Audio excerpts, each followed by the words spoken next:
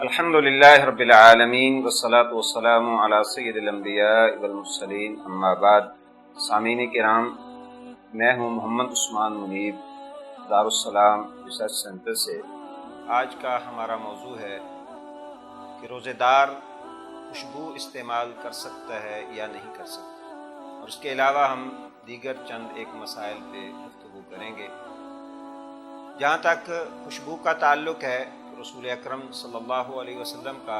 یہ ارشاد گرامی ہے، حبب الی من دنیاکم ثلاث، کہ تمہاری دنیا کی 3 چیزیں مجھے محبوب ہیں، اور ان میں سے ایک چیز رسول اکرم صلی اللہ علیہ وسلم نے ارشاد فرمایا کہ الطیب، خوشبو مجھے دنیا کی چیزوں میں سے پسند ترین چیز ہے۔ آپ صلی اللہ علیہ وسلم نے کبھی بھی خوشبو کا تحفہ جو ہے اس کو واپس نہیں کیا۔ دوسری بات آپ نے فرمائی کہ النساء، عورتیں مجھے محبوب ہیں، یعنی لوگ پہلے بیٹیوں سے نفرت کرتے تھے، ان کو جو ہے وہ حقیر سمجھتے تھے۔ رسول اللہ صلی اللہ علیہ وسلم نے اس معاشرے کو یہ بھی پیغام دیا کہ مجھے عورتوں سے محبت ہے۔ تیسری، آپ صلی اللہ علیہ وسلم نے فرمایا کہ میری آنکھوں کی ٹھنڈک نماز کو بنا دیا گیا ہے۔ اس سے یہ پتہ چلتا ہے کہ خوشبو رسول اکرم صلی اللہ علیہ وسلم کو بہت پسند تھی، اور آپ صلی اللہ علیہ وسلم اس کا بہت اہتمام کرتے تھے۔ جہاں تک روزے دار کے لیے خوشبو کا تعلق ہے، تو روزے دار کے لیے یا غیر روزے دار کے لیے رسول اکرم صلی اللہ علیہ وسلم نے کوئی فرق نہیں کیا ہے۔ آپ صلی اللہ علیہ وسلم نے خوشبو کی ترغیب دلاتے ہوئے جمعے والے دن آپ صلی اللہ علیہ وسلم نے خصوصی اہتمام کا حکم دیا، اور آپ نے فرمایا کہ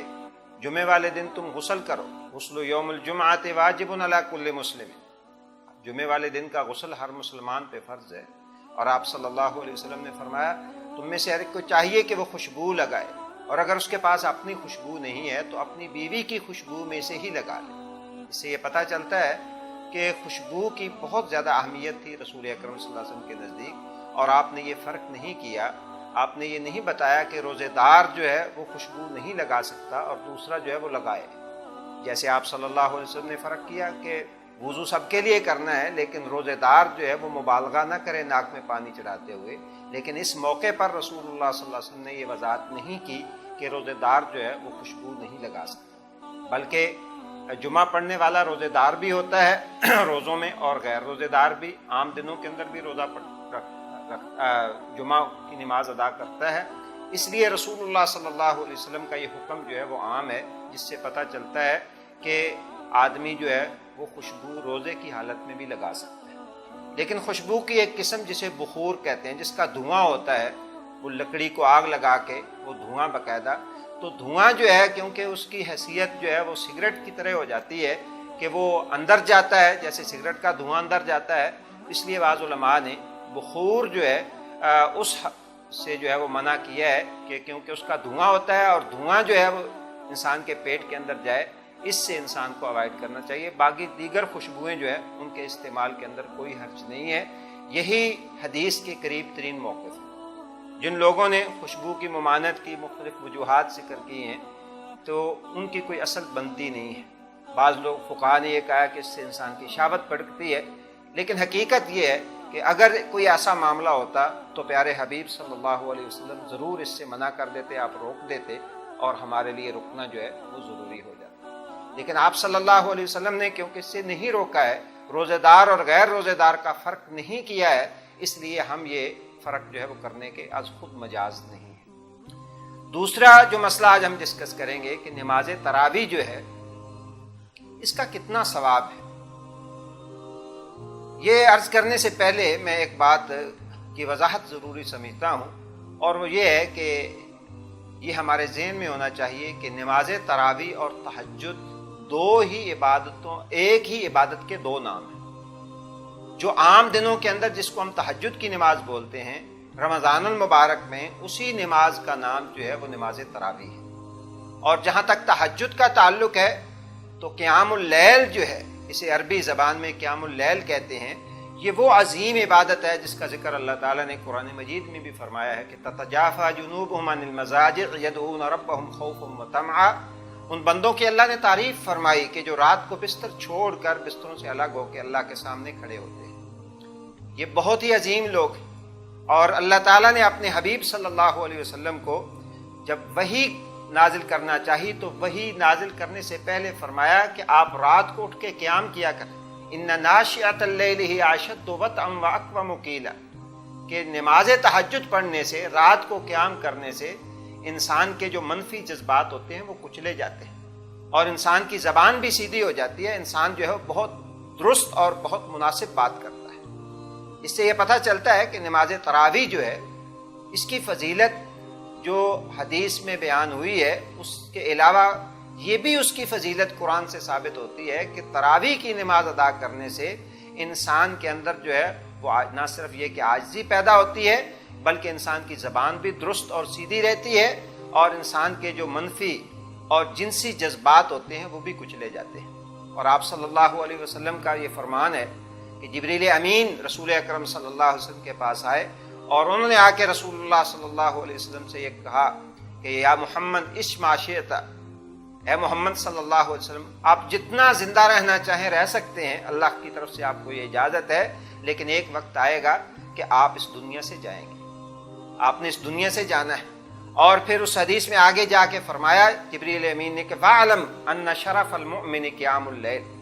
یہ بات اس کا آپ کو یقین ہونا چاہیے کہ مومن کی عزت جو ہے وہ رات کے قیام کے اندر ہے،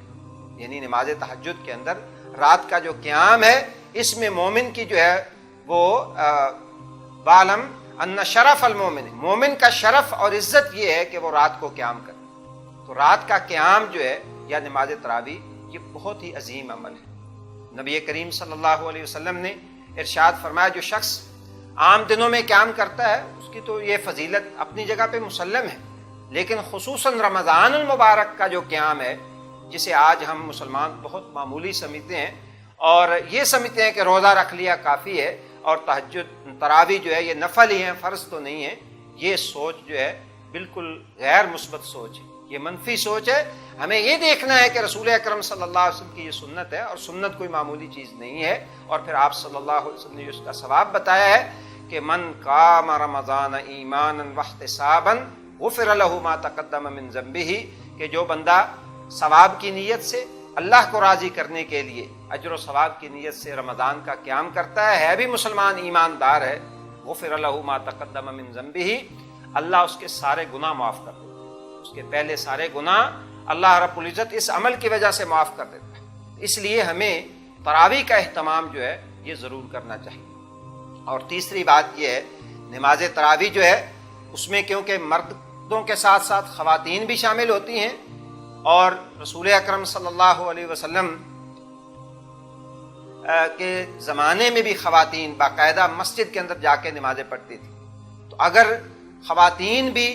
جو ہے وہ اس میں شامل ہوتی ہیں تو اس کے اندر بھی کوئی ممانعت والی بات نہیں ہے۔ اور جہاں تک بچوں کا تعلق ہے کہ اگر بچے جو ہے وہ نماز تراویح کے اندر ساتھ جاتے ہیں تو ان کا لانا جو ہے وہ کیسا ہے؟ آج کل یہ بہت بڑا ایشو مساجد کے اندر چلتا ہے، جو بزرگ ہیں بڑی عمر کے وہ سمجھتے ہیں کہ بچے شور کرتے ہیں اس سے نماز خراب ہوتی ہے اور بچوں کو نہیں لانا چاہیے، اور کچھ لوگ یہ بھی کہتے ہیں کہ بچے جو ہیں ان کو مسجد کے اندر نہیں لانا چاہیے۔ اس طرح موضوعات اور من گھڑت روایات جو ہیں وہ بھی کچھ لوگوں نے بنائی ہے۔ تو بچے جو ہے ان کا مسجد کے اندر آنا جو ہے یہ نبی کریم صلی اللہ علیہ وسلم سے ثابت ہے۔ نبی صلی اللہ علیہ وسلم کی یہ حدیث جو ہے وہ بہت سارے احباب جانتے ہوں گے کہ سیدنا حسن و حسین رضی اللہ تعالیٰ عنہما نماز کے اندر جو ہے وہ کھیلتے کھیلتے اللہ کے رسول صلی اللہ علیہ وسلم سجدے میں ہوتے اور وہ اوپر چڑھ جاتے تھے۔ تو اس کا مطلب یہ ہے کہ بچے مسجد کے اندر آتے تھے، اور آپ صلی اللہ علیہ وسلم کی حدیث ہے کہ میں کئی دفعہ نماز شروع کرتا ہوں، میرا دل ہوتا ہے کہ میں لمبی قرات کروں،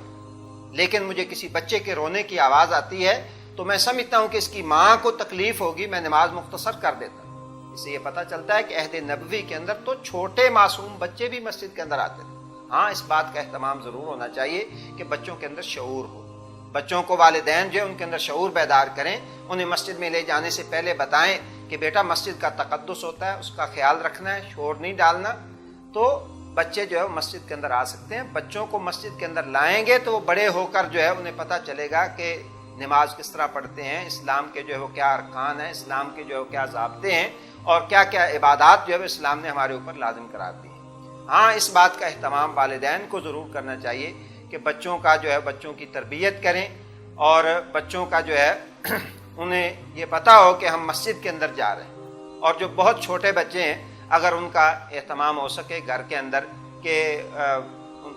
کوئی گھر کے اندر سنبھالنے والا موجود ہے تو ان کو نہ لایا جائے، لیکن اگر کوئی خاتون وہ مسجد میں عبادت کے لیے آنا چاہتی ہے اور اس کا گھر جو ہے وہ کوئی سنبھالنے والا نہیں ہے بچوں کو، تو وہ بچوں کو اگر مسجد میں لاتی ہے، یا کوئی باپ اپنے بچوں کو مسجد کے اندر لاتا ہے، تو اس لانے کے اندر جو ہے وہ کوئی حرج نہیں۔ یہاں میں اضافی طور پہ ایک بات ذکر کرتا جاؤں کہ کئی لوگ جو ہے وہ بچوں کو صفوں سے نکال کے پیچھے کر دیتے ہیں، یہ بات بھی کوئی قابل تعریف نہیں ہے۔ شریعت میں یہ ہے کہ بڑے اگلی صفوں کے اندر شامل ہوں، لیکن ایک بڑا جو ہے وہ دوسری رکعت کے اندر آ کے شامل ہوتا ہے اور بچہ پہلی رکعت کے اندر آ کے شامل ہوتا ہے اور وہ اگلی صف کے اندر کھڑا ہے، تو اس طرح بچوں کی حوصلہ شکنی کر کے انہیں اسلام سے دور نہیں کرنا چاہیے۔ تو ہمیں ان چیزوں کا جو ہے اہتمام کر کے بچوں کو مسجد کی طرف راغب کرنا چاہیے۔ آج بہت افسوسناک صورتحال یہ ہے کہ ہمارا بچہ مسجد سے دور ہو رہا ہے، اور اس کی وجہ یہ ہے کہ والدین اس کا اہتمام نہیں کرتے کہ بچوں کو مسجد کے اندر لائیں۔ بچوں کو مسجد کے اندر لانا، دینی پروگراموں کے اندر لانا، انہیں اسلام کا شوق دلانا، یہ اس وقت کی شدید ترین ضرورت ہے، ہمیں اس کا ضرور اہتمام کرنا چاہیے۔ مزید اسلامی تعلیمات اور بیانات کے لیے ہمارے یوٹیوب چینل اسلامک سینٹر کو سبسکرائب کیجیے۔ اپنے سوالات ہم تک پہنچانے کے لیے کمنٹس کرنا مت بھولیں۔ یہ ویڈیو اپنے دوستوں، عزیز و اقارب کے ساتھ ضرور شیئر کیجیے تاکہ وہ بھی ان اسلامی تعلیمات اور بیانات سے آپ کی طرح مستفید ہو سکیں۔ جزاکم اللہ خیر۔